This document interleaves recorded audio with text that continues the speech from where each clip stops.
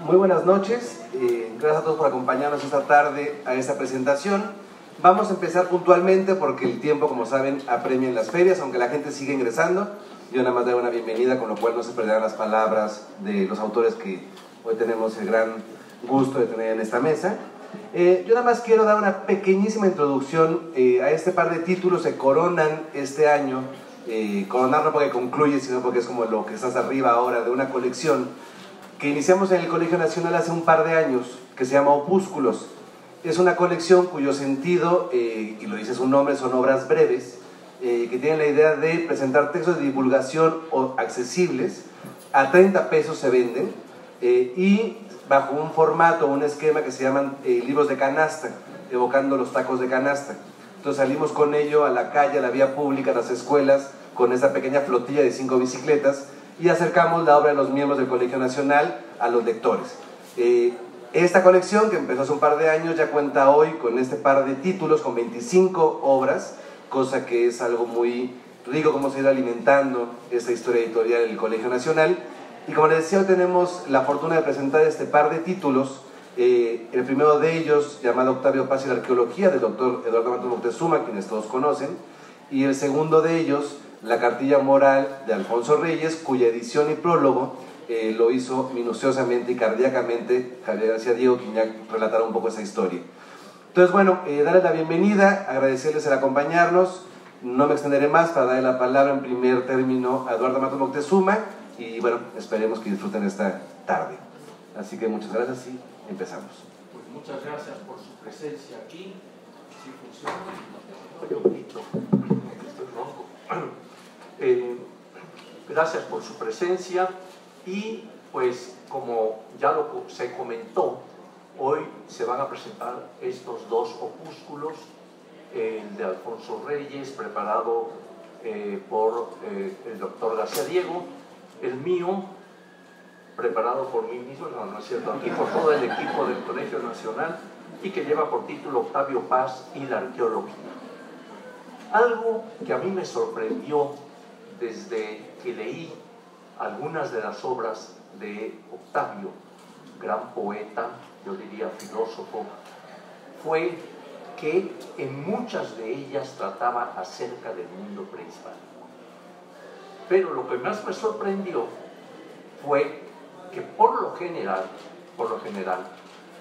sus apreciaciones sobre ese mundo eran válidas. Tenía un conocimiento de fuentes históricas, de la arqueología, etcétera, que lo llevó pues a penetrar en ese mundo prehispánico, sobre todo en varios aspectos que por allí van aflorando, entre otros, pero por ejemplo el de muerte, vida, ¿verdad? El arte prehispánico, donde tiene unos aciertos realmente formidables sobre lo que es el arte prehispánico. También, por ejemplo, cuando hace el análisis de la pirámide, la forma en que la presenta, el contenido que le da, yo diría que hasta años después se vino a poner énfasis en esos temas que él ya había visto. Más aún, cuando habla precisamente en uno de sus libros acerca de la otredad, ¿verdad? del otro México, y así lo llama, me recordó de inmediato aquella obra del antropólogo Guillermo Bonfil, buen amigo, que se llama El México Profundo. Nada más que Octavio Paz había hablado del tema, digamos, con antelación a lo que lo hiciera Guillermo, que Guillermo, claro, con ese conocimiento antropológico, le da precisamente ese carácter, pero Octavio también estaba manejando esos conceptos.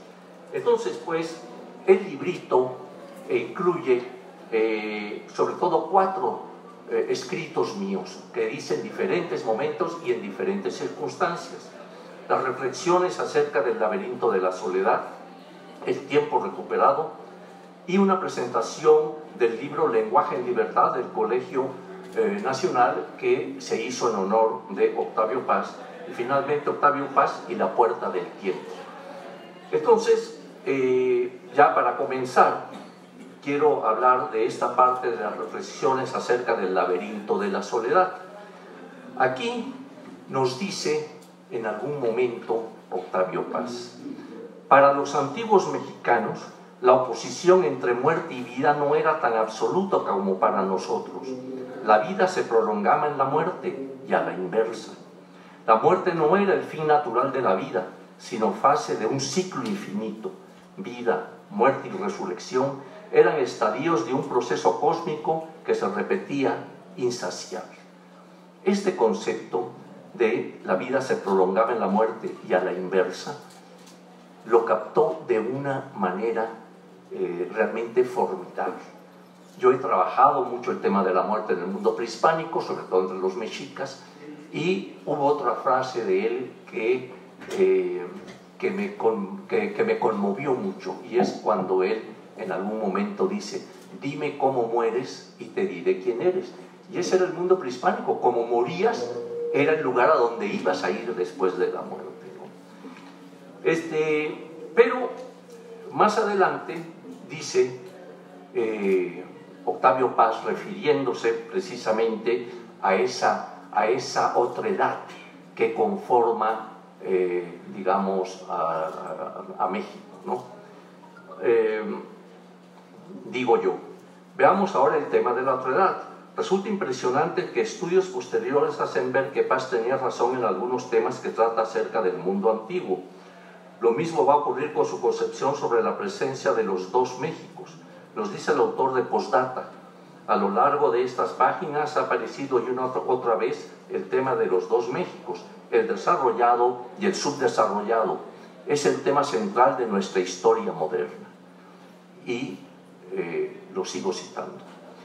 La porción desarrollada de México impone su modelo a la otra mitad, sin advertir que ese modelo no corresponde a nuestra verdadera realidad histórica, psíquica y cultural, sino que es una mera copia, y copia degradada, del arquetipo norteamericano. Y continúa diciendo: para referirse al México subdesarrollado, algunos antropólogos usan una expresión reveladora: cultura de la pobreza. La designación no es inexacta, sino insuficiente. El otro México es pobre y miserable, además es efectivamente otro. Ya después, en el segundo escrito, trato precisamente el aspecto de su apreciación sobre el arte prehispánico. En este aspecto sabemos que ha habido grandes aportes de grandes pensadores, ¿no? Ahí está Justino Fernández, Salvador Toscano, que ahorita van a ver lo que él dice sobre Toscano, ¿verdad?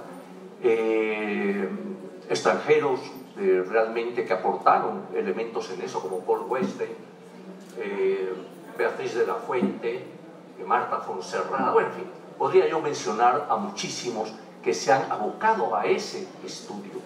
Pero Octavio Paz, diríamos que sin ser un especialista dedicado de tiempo completo a eso, sin embargo, nos da aportes realmente significativos, ¿no?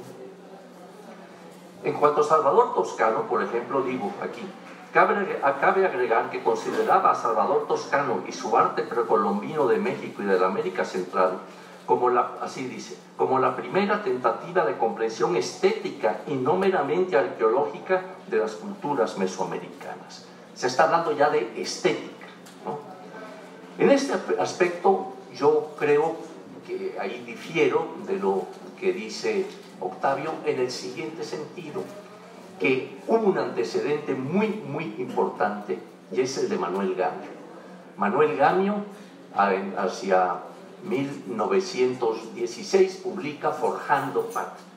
Y ahí trae un pequeño capitulito que habla sobre el concepto de arte en las culturas mesoamericanas. Y es realmente impresionante cómo don Manuel, a principios de siglo, va a captar también y además a diferenciar el arte prehispánico del arte occidental.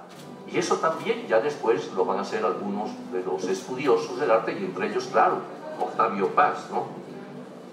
Y dice Octavio Paz, por ejemplo, para que se den una idea, en el prólogo del catálogo de la exposición del arte mexicano en Madrid en 1977, señala lo siguiente: he hablado de belleza, es un error. La palabra que le conviene al arte mesoamericano es expresión. Es un arte que dice, pero lo que dice lo dice con tal concentrada energía que ese decir es siempre expresivo. Digo yo, cuando habla del Acuatlicue, encuentra las categorías acuñadas por Toscano y repetidas por Western, sin darle crédito a Toscano, lo terrible y lo sublime.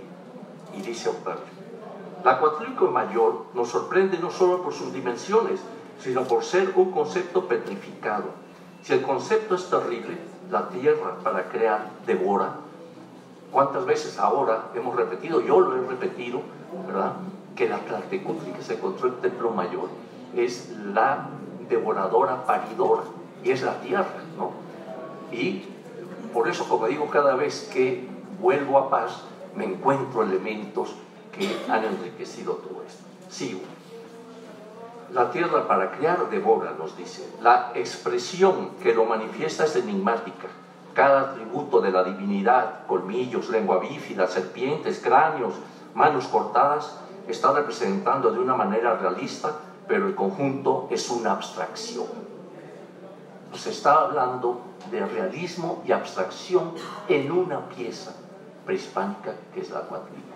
Pero eso lo vamos a ver repetido. Vamos a ver piezas de una abstracción absoluta, sola, y unas de un realismo impresionante.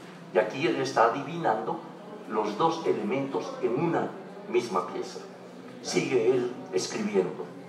Empeñado en expresar una realidad siempre en movimiento y en la que todo, el viento, el fuego, la semilla, poseía una significación religiosa, el indio crea un arte realista y abstracto a la vez. Aprehende lo general a través de lo concreto, máscara de la realidad, y expresa conjuntamente al movimiento y al reposo, formas de una misma totalidad. Todos los elementos de la realidad son sagrados porque en cada fragmento alienta el todo, no de una manera simbólica, sino efectivamente. Y cuando hace el análisis de la pirámide, realmente cuando lo leí yo, hace ya, no les voy a decir cuántos años, pero muchos, nos da unas claves impresionantes. Leo a Octavio. Arquetipo arcaico del mundo, metáfora geométrica del cosmos, la pirámide mesoamericana culmina en un espacio magnético, la plataforma santuario. Es el eje del universo. Fíjense, lo que hemos llamado ya después el centro del universo en ciertas pirámides como Templo Mayor, la pirámide del Sol de Teotihuacán, etc., ¿no? Aquí ya él lo está mencionando además con una, diríamos, facilidad impresionante.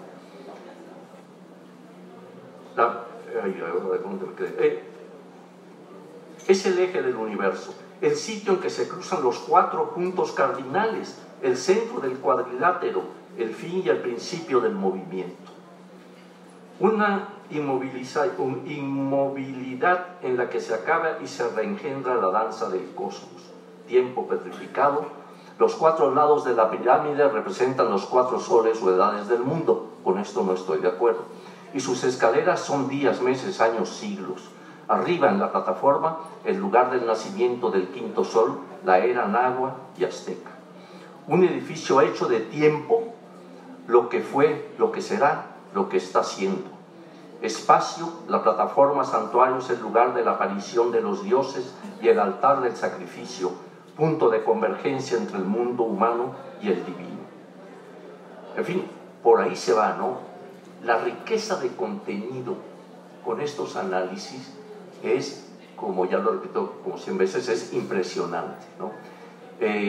Y pues él sigue con todo su análisis y demás. Hace después su apreciación sobre el Museo de Antropología y dice que hay un centralismo con lo mexica, que todas las culturas, si recuerdan la forma del museo, son dos grandes líneas y una parte central, que es la sala mexica. Es la única que tiene doble altura. Todas las demás tienen abajo la cultura prehispánica y arriba la cultura indígena actual, la que por cierto casi nadie va a ver. Se pierden de bastante, pero bueno. Entonces él aprecia esto y hace esa crítica, ¿no? De cómo se va caminando. Sí me oye, ¿no? Pero es que estoy pendiente también con el reloj para que mi amigo García Diego no me vaya a empezar a pegar de patadas. No, todavía. Entonces, tienen ustedes cómo en la planta baja, efectivamente, vamos viendo el preclásico, Teotihuacán, Tula, etc.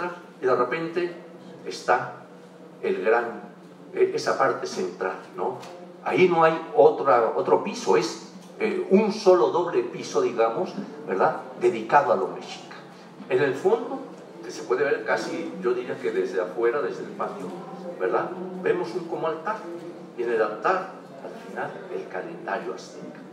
Entonces Octavio dice, aquí hay un centralismo. Primero es el centro de México, donde residen los poderes, ¿no?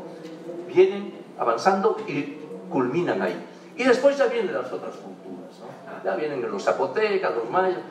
Y entonces yo coincido con Octavio Paz, es decir, esa apreciación del museo en ese sentido, ¿verdad? Pues, digamos, privilegiaba. Y hay razones muy poderosas de por qué se hacía así, pero viéndolo ya antropológicamente, ¿verdad? Creo que habría que reflexionar en ese aspecto, ¿no? Y ahora ya para terminar, ¿no?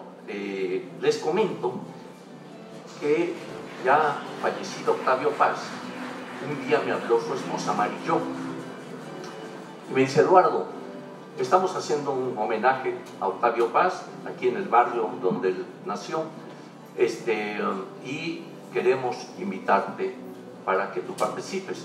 Es de puros poetas. Digo, querida Marillo, automáticamente me descalificas porque soy un simple buscador del tiempo perdido, pero a veces lo encuentro. Entonces se rió, como ahorita se rieron, y me dice, no, Eduardo, para mí tú eres un poeta. Yo casi caigo de hinojos, porque si algo quise ser en mi vida era ser un gran poeta. Soy adorador de Rilke, por ejemplo, de Rainer Maria Rilke. Pero le digo, oye, pero ¿qué van a decir los compañeros poetas que van a asistir, ¿no? Alberto Ruiz Sánchez, en fin, Homero Aridgis. No, pues que digan lo que quieran, pero yo quiero que tú estés. Bueno, ya llegué, fuimos pasando, me tocó hablar porque era escoger un poema de Octavio Paz, leerlo y hacer una brevísima reflexión. Entonces íbamos, ahora sí que en fila india, pasando, ¿verdad? Leíamos nuestra cosa y demás, y así se hacía. Pero hace poco, y con eso empiezo en la introducción del librito, empiezo con eso, y aquí tengo la fecha, se cumplieron los 20 años del fallecimiento de Octavio. Y digo así en la presentación, el 10 de junio de 2018, en la sala Manuel M. Ponce del Palacio de Bellas Artes, se llevó a cabo una efeméride importante. Se cumplieron 20 años del fallecimiento de Octavio Paz. Fuimos convocados a decir algunas palabras los escritores Alberto Ruiz Sánchez, Fabián Bradú, Sergio Mondragón, Pura López Colomé y Ricardo Yáñez, todos ellos destacados literatos que han enriquecido el mundo de las letras mexicanas con sus aportes. Entre este distinguido grupo se me invitó a participar, otra vez, la mano de Marillo, que pidió que así fuera. Digo aquí, como ya había ocurrido en otra ocasión, que es la que les relaté, y gracias a la generosidad de Marillo Paz. En mi intervención dije a manera de presentación que no soy hombre de letras, sino simplemente, y aquí repetí eso, ¿no?, parafraseando a Proust, un simple buscador del tiempo perdido, ¿no? Pero, y con esto ya voy a culminar para darle paso a la obra de mi amigo, que se te adelantó López Obrador, pero fallidamente, ¿eh? Sí, fallidamente, porque es una riqueza impresionante lo que tenemos. Entonces, dije mis palabras sobre Octavio Paz, ahí estábamos sentaditos y demás. Por cierto, Ruy Sánchez, gran escritor, en un momento dado dijo: qué bueno que está aquí Eduardo Matos, porque quiero decirles algo. En algún momento, Octavio Paz me confesó que él hubiera querido ser arqueólogo. Yo me sorprendí, yo nunca había oído eso. Lo atajé y le dije: pues quiero decirte que yo siempre he querido ser poeta. Pero bueno, entonces creí que era de justicia que dudo que Octavio Paz, si hubiera estado vivo, me hubiera invitado a mí, pero bueno, pero Marillo sí. Entonces dije: voy a escribir algo muy sencillo para Marillo, la compañera de Octavio, la eterna compañera de Octavio. Escribí esto y con esto termino. Pensamiento para Marillo. ¿Y qué pasa con la compañera del poeta? Ella también muere un poco, está en el límite de la vida y la muerte. Es el eslabón que une a la tierra con el infinito. Vive de presencias y ausencias, de vivencias. Recorre la habitación solitaria que guarda recuerdos entre los intersticios de las paredes. Llena las horas con pedazos de tiempo. Gracias.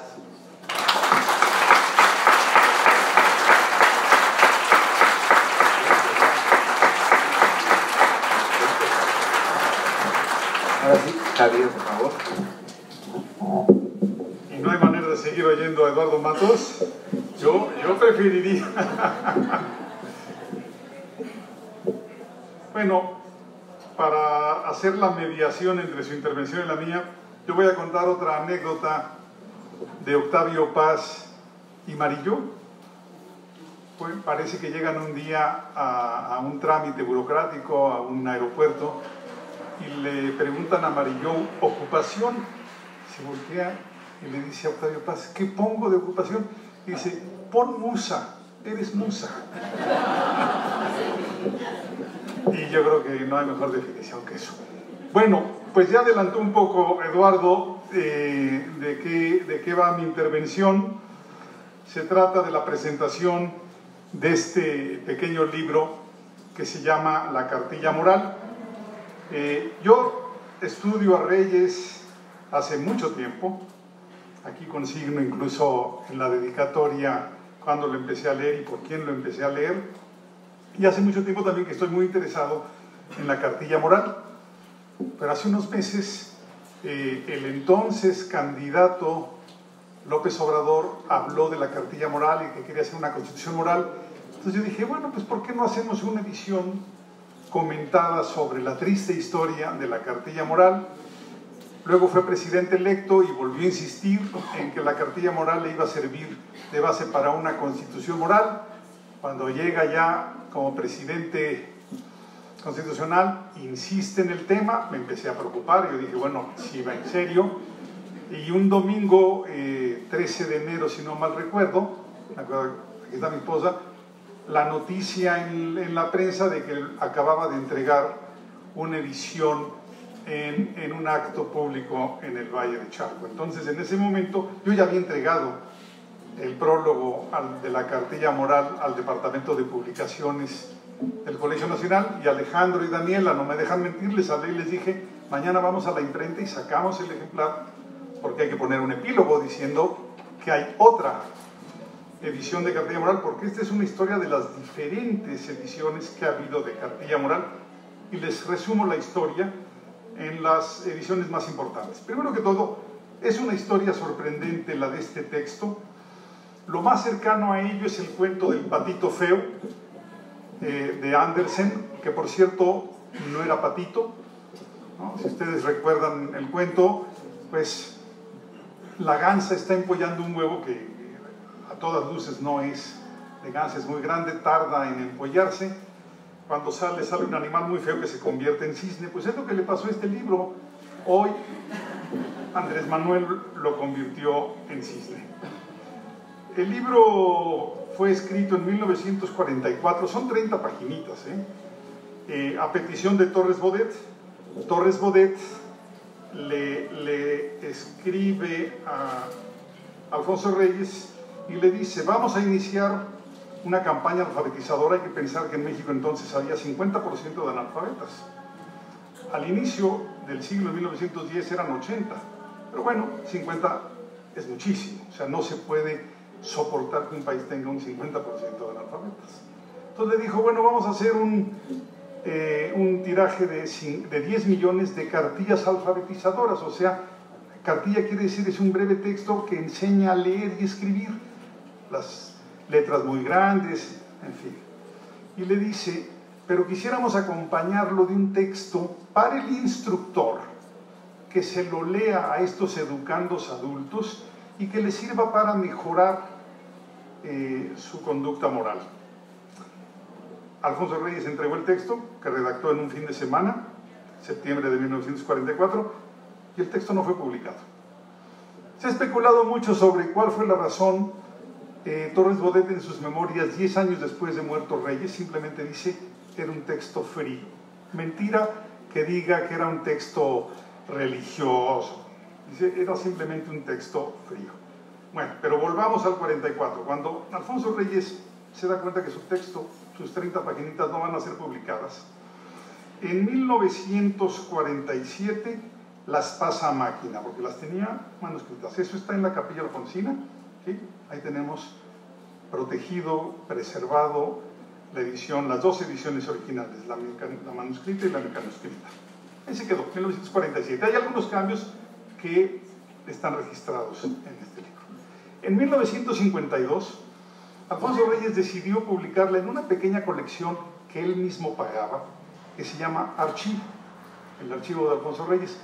De esos hacían 200 ejemplares, 100 más o menos los mandaba a librerías para resarcirse de lo que él mismo había invertido para hacer la edición, y los otros 100 los repartía entre amigos y familiares. O sea, la cartilla moral no se había leído ni en 44 ni en 52. Bueno, pues la leyeron 200 personas en el mejor de los casos. En 1959 en 58 fueron a la Capilla Alfonsina dos muchachos.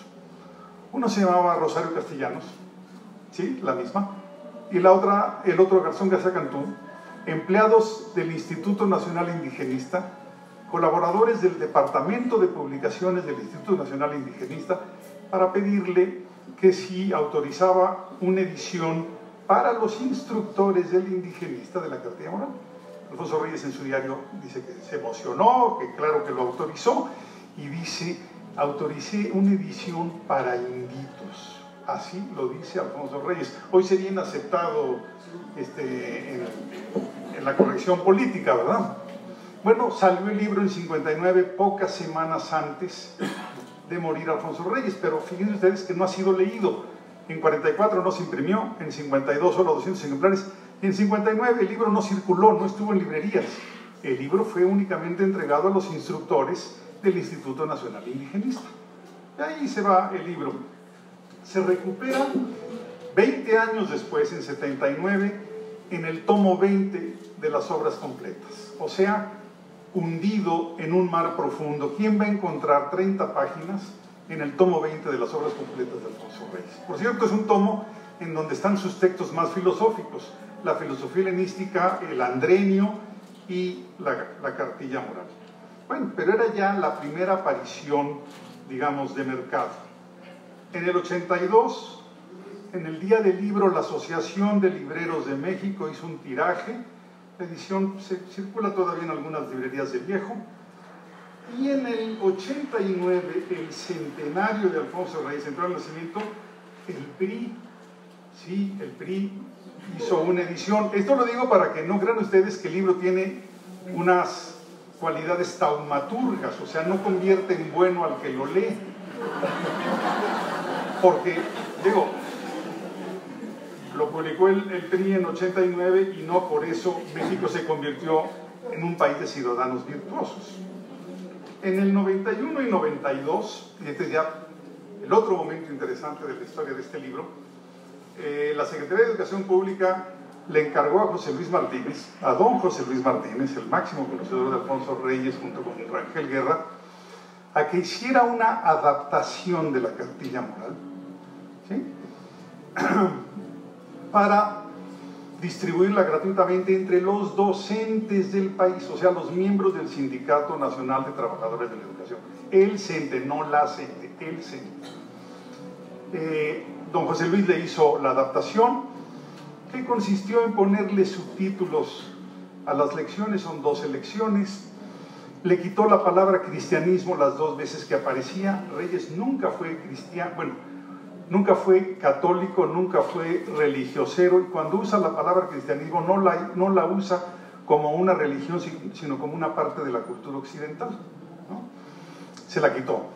Le quita una crítica a Alemania, porque había sido escrito en 44 y México estaba en guerra contra Alemania, entonces Alfonso Reyes le dio un rayón a Alemania, se la quita José Luis Martínez, ya no venía al caso, y en el capitulito de respeto a la naturaleza introdujo la palabra ecológico, como si con eso así hiciera moderno Alfonso Reyes.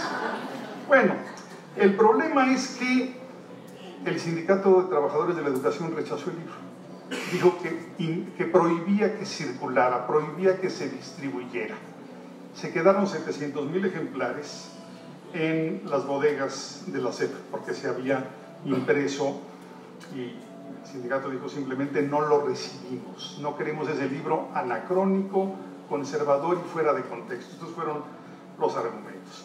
Lo que pasa es que este rechazo del sindicato generó pues enorme popularidad de la cartilla, porque hubo artículos, algunos de los aquí asistentes, que pues ya da mucho gusto ver una sala tan llena, pues no van a recordar estos nombres, pero hubo un artículo de García Cantú atacando al sindicato, elogiando muchísimo la cartilla, de Margarita Michelena, algunos de ustedes la recordarán, los jóvenes ya no tanto, de Alicia Cendejas, en fin, de Granados Chapa, dándole la razón al sindicato, diciendo que estaba bien que no circulara ese texto. Muy interesante la historia esta. El caso es que le hizo un gran favor, como el padre Amaro. O sea, la gente empezó a preguntar, bueno, ¿qué tiene esa lectura que la prohíbe el Sindicato de Trabajadores de la Educación? ¿No? Entonces, a partir de ese momento empezaron a surgir ediciones independientes y ediciones en antologías de Alfonso Reyes, Alianza, la Universidad de Nuevo León, el Fondo de Cultura Económica, que yo creo es una de las más bonitas, ¿no? Yo me imagino que en ese auge de la cartilla a partir de esos años finales del siglo XX y primeros del siglo XXI, la leyó Andrés Manuel y le gustó. Sabemos que la leyó por lo menos para la campaña de 2011 y 2012, ¿sí? Pero como no ganó, no ocupó la presidencia después de esa campaña, pues no tuvo mayor impacto. Repito, para el 18 volvió a insistir, o sea, le es fiel a ese texto, y dijo además que le serviría de base a la Constitución moral. Yo creo que aquí tenemos que distinguir dos cosas. Uno, la idea de la Constitución moral, y otro, la idea de difundir la cartilla moral. Son dos cosas absolutamente distintas. Yo, por ejemplo, puedo estar muy dubitativo de una Constitución moral, y al mismo tiempo celebro, aplaudo, que se distribuya un ejemplar de la cartilla moral de Alfonso Reyes. Fíjense nada más, un texto escrito en 44 que se pensó para una edición masiva de 10 millones de ejemplares en aquel entonces, los 10 millones de analfabetas que había. Se viene a cumplir ese pronóstico inicial 70 y tantos años después. Es absolutamente, por eso digo, es la historia del patito feo. No sabemos hasta qué grado va a ser la base de la Constitución moral, porque además ya Andrés Manuel dijo que para la Constitución moral la cartilla se va a utilizar, pero también se va a utilizar una consulta. Cualquiera de ustedes puede intervenir. La condición es que manden textos de menos de 4 páginas a una dirección electrónica que ahí se conoce. Si bien no sabemos el final, ¿sí? Repito, hoy contamos con una edición en la Cartilla Moral. Andrés Manuel confía en que este es un texto civilizador que va a ayudar a mejorar la convivencia entre los mexicanos, que van a amainar los índices de violencia. Bueno, en ese sentido, en el 2009 hubo un artículo de un periodista, de un reyista de Monterrey, ¿sí?, que propuso en el 2009 que se hiciera una edición masiva de la Cartilla Moral, precisamente porque en Monterrey había altos índices de violencia. Entonces, yo no estoy queriendo decir que Andrés Manuel tomó la idea de este señor Jorge Pedraza. Lo que estoy diciendo es que ya está en boga la idea de que la Cartilla Moral puede servir para mejorar la convivencia entre los mexicanos. Concluyo diciendo que yo soy más escéptico. Repito, si el Chapo Guzmán la hubiera leído, no creo que hoy sería un ciudadano distinguido. O sea, esas cosas no pasan así. Pero en fin, estoy feliz en lo personal de que se distribuya, de que se difunda la Cartilla Moral. Institucionalmente, mi trabajo como director de la Capilla Alfonsina es promover la lectura de Alfonso Reyes, pero también cuidarla, ¿sí?, proteger la riqueza documental. Y en ese sentido, yo veo algunas cuestiones objetables a la edición del gobierno federal. ¿Cuáles son esas objeciones? Uno, que no es el texto original de Reyes, es el texto adaptado por José Luis Martínez. Por mucho que yo respete y quiera a José Luis Martínez como historiador, prefiero siempre la edición original. O sea, ahora tenemos ya a un Alfonso Reyes, digamos, tamizado por José Luis Martínez, modernizado, adaptado, maquillado por José Luis Martínez. Segundo, el texto que distribuye el gobierno federal tiene ilustraciones. Una de ellas es de Sor Juana, otra es de Leona Vicario, de Hidalgo, de Zapata, de Cárdenas. Ilustraciones que no tienen nada que ver con la Cartilla Moral. En todo caso, yo hubiera agradecido una ilustración de Alfonso Reyes, una foto de Alfonso Reyes, una foto de Torres Bodet, incluso de José Luis Martínez como, digamos, hombre que estuvo involucrado en esa edición temprana, ¿sí?, y en esa adaptación del 91-92.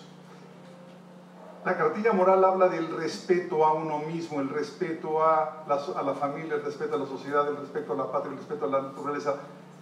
Yo creo que Alfonso Reyes mereció también ser respetado como autor y se debió haber hecho la edición original y se debió haber puesto una foto y un pequeño prólogo biográfico, decir quién es Alfonso Reyes, dónde nació, en fin. En síntesis, la edición del Colegio Nacional, la que hoy estamos presentando, solamente es inferior a la del gobierno federal, en que esta vale 30 pesos y la otra es gratis.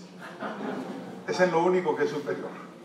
En lo demás, en esta edición, ¿sí?, es el texto original de Reyes. Hay un prólogo como de 60 páginas escrito por mí, donde hago la historia que les acabo de sintetizar. Hay también una serie de documentos, las cartas entre Martínez, entre Torres Bodet, entre Reyes, documentos del diario de Alfonso Reyes donde nos describe cómo fue elaborando la cartilla, ilustraciones, las portadas de prácticamente todas las ediciones que ha habido. Son ilustraciones pertinentes, no son ilustraciones extrañas al texto de Alfonso Reyes. Aún así, repito, aplaudo la edición del gobierno federal. Nunca me imaginé que el presidente López Obrador nos hiciera publicidad a nuestro texto. Está muy bien. Y concluyo con lo que sigue. Qué bueno que se conozca cada vez más a Alfonso Reyes, porque esto nos da oportunidad de que este año, 2019, volvamos sobre Alfonso Reyes. Y aquí te le voy a hacer una propuesta a Alejandro, jefe del Departamento de Autoridad del Colegio Nacional. El gobierno federal decidió hace unas semanas, tal vez un poco más, que va a haber algunas conmemoraciones históricas importantes este año. Comenzó con los 250 años del nacimiento de Allende, pero ya pasaron. Próximamente, el 10 de abril, serán los 100 años del asesinato, o la muerte, como la quieran poner ustedes, de Emiliano Zapata. Hacia mediados de año se cumplirán 80 años de la llegada del exilio español y ya se anunció que va a ser una conmemoración importante. Por esas fechas también se cumplen años 160 de las leyes de reforma. Hacia finales de año se cumplirán 100 años del fusilamiento de Felipe Ángeles. Ese se los estaba olvidando, pero en fin, recapacitaron y también incluyeron a Felipe Ángeles. Pero, ¿mande? ¿El aeropuerto se llama? El aeropuerto de Santa Lucía, que es de militares y que está en Hidalgo, ¿no? ¿O casi? No, el que está en Hidalgo es el otro, es el de que iba a ser el de Tizayuca, ¿no? Hoy malo, la geografía no es lo mío, ¿verdad?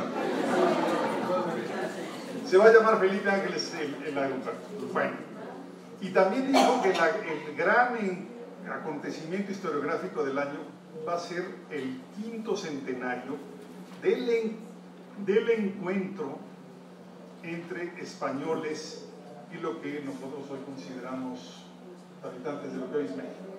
No voy a hablar de ese tema aquí frente a Matos porque a lo mejor Fíjense ustedes, no se conmemora la conquista es de 21. Se conmemora la llegada de Cortés a la tierra mesoamericana, 1519. El libro de Alfonso Reyes al que estoy haciendo referencia es Visión de Anáhuac. El título completo es Visión de Anáhuac, entre paréntesis 1519. Es el libro del azoro, del asombro de los españoles cuando ven por primera vez Tenochtitlan, ¿no? Yo creo que es una oportunidad para hacer un librito que se llame Visión de Anáhuac, con prólogos, documentos, ilustraciones, y pedirle respetuosamente al presidente que él haga una edición para que nos haga publicidad a la nuestra. Muchas gracias.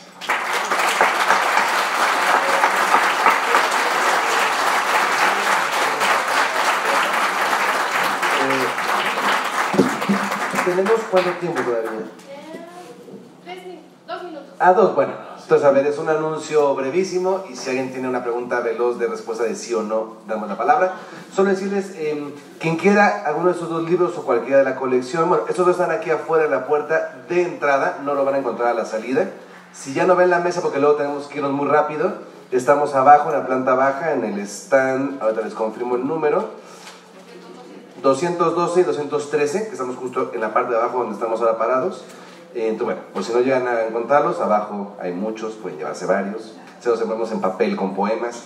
Y tenemos una pregunta, no sé quién, a ver, aquí pues fue el primero en levantarla. El día de ayer hubo un evento en la capilla, desafortunadamente no se llenó, pero 2 expertos del tema de la Universidad de Nuevo León hablaron de Bernardo Reyes y luego hablaron de Alfonso Reyes y su relación con su padre, y los escritos que hizo, en fin, ese dato histórico en el cual Bernardo Reyes, como general porfirista, tuvo también un interés intelectual. Entonces, señor García Diego, me gustaría saber su opinión de ese hecho histórico y que es poco conocido la relación del padre con el hijo y todo lo que escribe Alfonso Reyes. Gracias. Bueno, pero esto no amerita un sí o un no, es muy complejo. Le voy a decir 2 cosas para mí básicas. Uno, para Alfonso Reyes, la muerte de su padre en febrero de 1913, 9 de febrero de 1913, es el hecho capital de su biografía. O sea, como él dice, hubo un antes y un después. Hay dos grandes textos, la oración del 9 de febrero en prosa, pero también hay un poema, ¿no? Donde habla del Cristo militar, las riendas olvidadas, Cristo militar de nos moría en fin. Un poema precioso.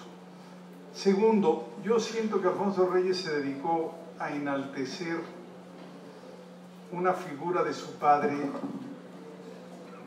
que está sobrevalorada por él.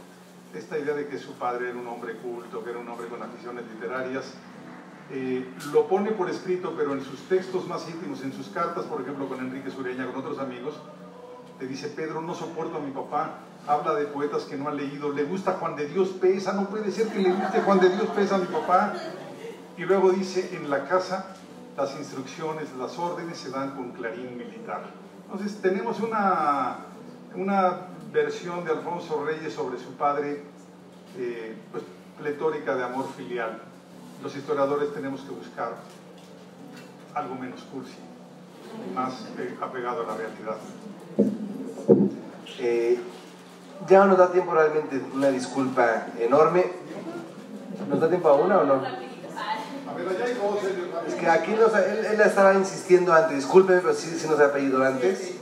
Es nada más, es muy rápido. Yo no me recomendaría por este asunto masivo de la cartilla moral, tanto de haters como de lovers, que nada más se siguiera en la oración 1 del primer párrafo de la cartilla moral, ¿no? Que menciona claramente, ¿no? Nada más esa oración.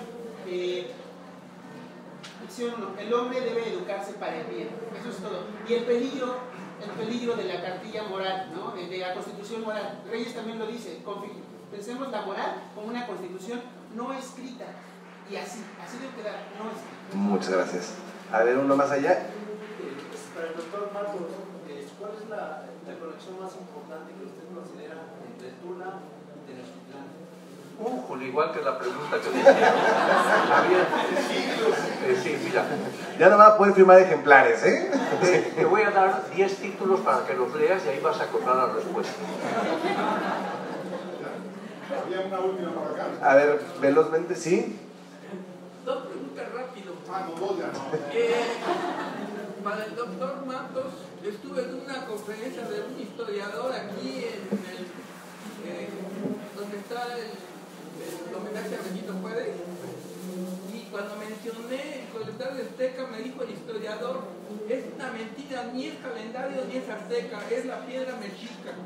Ahora, para el doctor Diego, ¿no cree usted que de los años en que mencionó esos valores morales Alfonso Reyes siguen siendo perennes en su enunciación, pero ya en el cómo ya hemos evolucionado mucho? A ver, hay algunos principios que, digo, el libro es anacrónico en ciertas cosas. Está escrito en masculino, pues sí era como se escribía en ese entonces. No habla de la droga, la criminalidad en México era distinta, pero hay principios que son eternos. Respétate a ti mismo, respeta a los demás, respeta la verdad. Eso yo creo que eso no tiene tiempo. Así que, y otra cosa, no crean que Alfonso Reyes, a pesar de que escribió una cartilla moral, era santurrón, para nada. Era un hombre bien divertido que hizo este libro porque se lo pidió el secretario de Educación Pública.